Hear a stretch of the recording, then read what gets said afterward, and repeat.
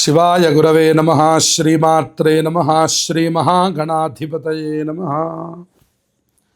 ధనుస్సు రాశి వారికి ఆగస్టు నెలలో ఉన్నటువంటి శుభాశుభ ఫలితాల గురించి తెలుసుకుందాం. గ్రహస్థితిని గనక మనం గమనించుకున్నట్లయితే అర్ధాష్టమ శని దోషం కనపడుతుంది. అలాగే తృతీయ స్థానంలో సంచారం చేస్తున్న రాహు యొక్క బలం చాలా బాగుంది. అలాగే సప్తమంలోకి కుజుడి యొక్క ప్రవేశం జరగబోతూ ఉంది. అంటే 6వ స్థానంలో కుజుడు చాలా యోగదాయకంగా ఉన్నాడు. ఎప్పుడైతే 6వ స్థానంలో ఉన్నాడో ధైర్యం పెరుగుతుంది. చేయవలసినటువంటి పనులు ముందుకు వేసుకొని త్వరగా పూర్తి చేయడం కనపడుతుంది.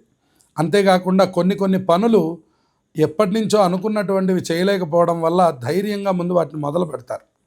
అంతేకాకుండా అష్టమ రవి దోషం ఉండడం వల్ల చిన్న ఆరోగ్య సమస్యలు, చిన్న యాక్సిడెంట్లు, అంటే బండి మీద వెళుతున్నప్పుడు కాలు కింద పడడం కానివ్వండి, కాలికి సంబంధించినటువంటి దెబ్బలు తగులుతూ ఉండడం కానివ్వండి, రుగ్మతలు, ఏదో ఒకటి అనారోగ్య సమస్య చాలా చికాకు పెడుతూ ఉంటుంది.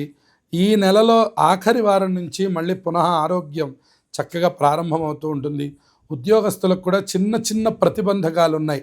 అష్టమ రవి దోషం ఉండడం వల్ల అధికారుల నుంచి కొద్దిగా ఒత్తిడి కనపడుతోంది. వ్యాపారస్తులకి ఎప్పుడూ జరుగుతున్నట్టే ఉంది కానీ ప్రత్యేక లాభాలు కనిపించడం లేదు. అంతేకాకుండా ఎప్పుడైతే కేతువు యొక్క సంచారం మనకు కనపడుతూ ఉందో 9వ స్థానంలో, దానివల్ల కొద్దిగా ఆధ్యాత్మికమైనటువంటి యాత్రలు చేయడానికి ఎక్కువగా ఇష్టపడతారు. ధార్మిక కార్యక్రమాలకి ధనాన్ని ఎక్కువ ఖర్చు చేస్తారు. అలాగే కుటుంబ వాతావరణంలో మంచి కార్యక్రమాలు జరుగుతాయి. అందరితో కలిసి విందు వినోదాల్లో పాల్గొంటారు. ధన రూపంలో కొద్దిగా ఎక్కువ ఖర్చు చేయవలసి వస్తూ ఉంటుంది. ఒక్కొక్కసారి దాని గురించినటువంటి చింతన ఏర్పడుతూ ఉంటుంది. అలాగే గురుడు యొక్క బలం కూడా ఎప్పుడైతే ఈ 17వ తారీఖు దాటుతుందో అక్కడి నుంచి కుటుంబ వాతావరణంలో మంచి సౌఖ్యం ఏర్పడుతుంది. మనం అనుకున్నటువంటి కార్యక్రమాలు ముందుకు తీసుకెళ్ళగలుగుతాం.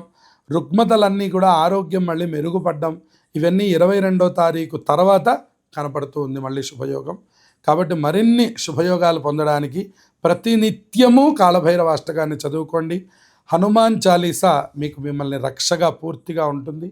అలాగే రవి దోషం పోవడానికి సూర్య భగవానుడి యొక్క దర్శనాన్ని ప్రతిరోజు చేసి సూర్య నమస్కారాలు కానీ, సూర్యగ్రహాయ నమః అనే నామం కానీ చదువుకుంటే ఆరోగ్య ఆర్థిక సమస్యలు తొలగిపోతాయి. జయం.